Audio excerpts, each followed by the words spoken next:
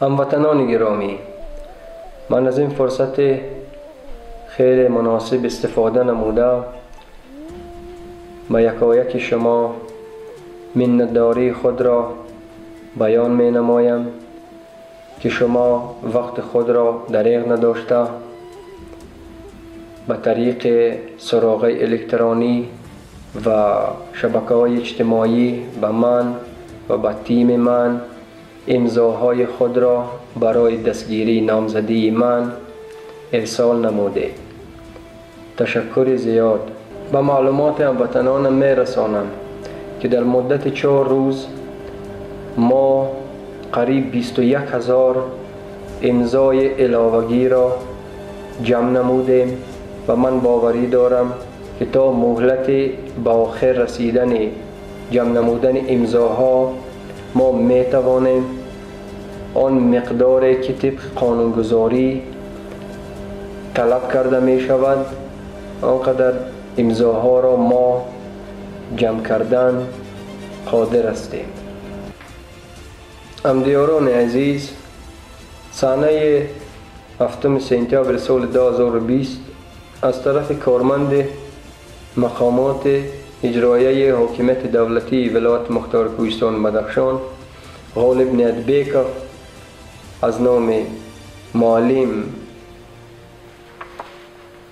نسیم سیدرحمانوف نشریه پخش کرده شد که در آن درباره ترتیب گذرانیدن انتخابات، ترتیب پیشبری نمودن شهروند به مقام و یا نامزدی پرزیدنت و ترتیب جمع نمودن امضاها و در برابر این با سراغه من همچون خود پیشبر هستم مرا هم نصیحت کردند و به من مصلحت‌های حقوقی دادند.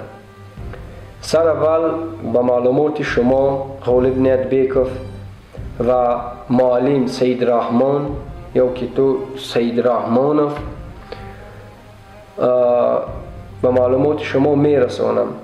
به من 25 پروفسور در دانشگاه درس دادند و 3 مرتبه است که من در انتخابات اشتراک می ورزم.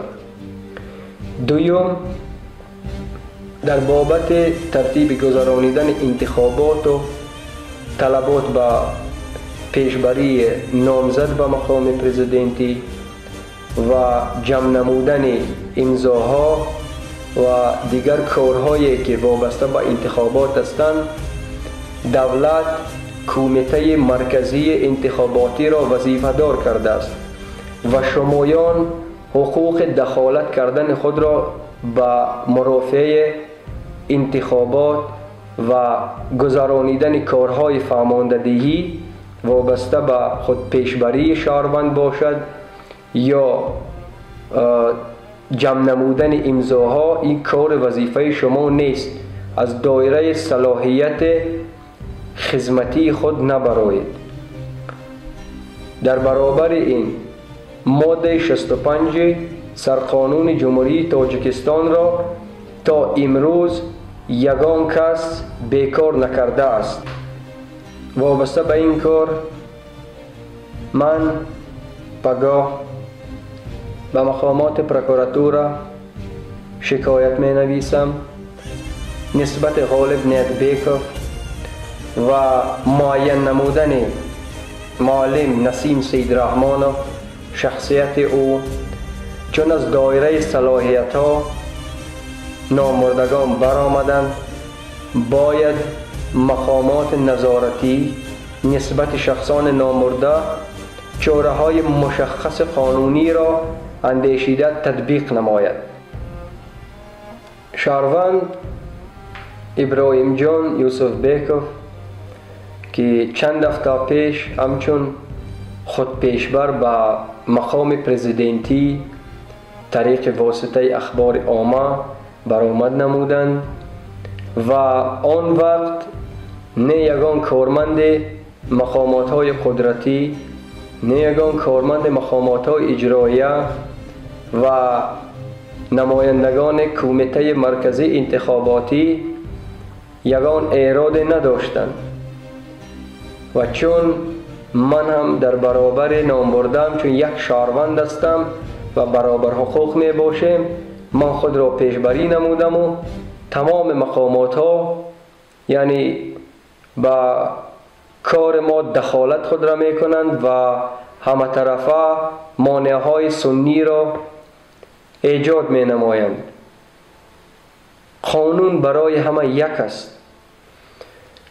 این عمل غالب نیتبیکوف و معلم بنو معلم سید رحمانوف غیر قانونی می باشد و دلیل و شهادت دو کار را می دهد.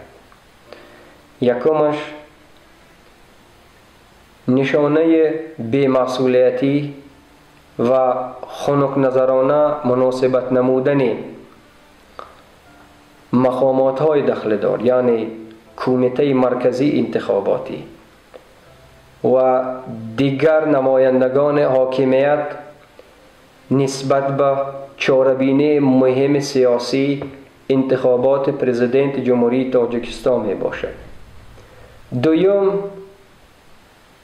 این تصدیق نوبتی بیقانونیتی می باشد، چون که طلبات قانون باید برای همه شهروندان یک باشد.